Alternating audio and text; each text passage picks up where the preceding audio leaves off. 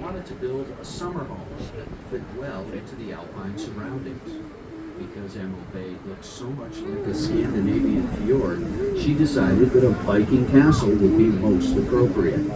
Mrs. Knight and her designer architect went to Denmark, Norway, Sweden, and Finland to study the Scandinavian architecture of old churches, homes, and castles.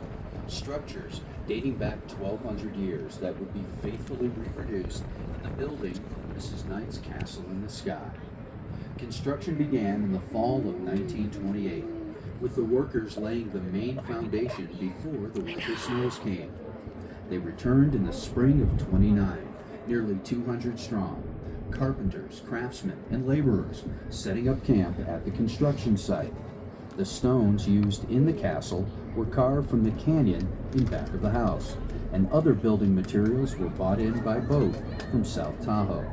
It was hard work and long hours, but finally, in August of 1929, Vikingsholm was completed, and to this day is judged to be one of There the was something on my finest face. examples of Scandinavian There was a bug on my architecture face. in North America.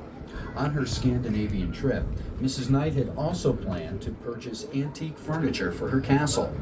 Her intent was to furnish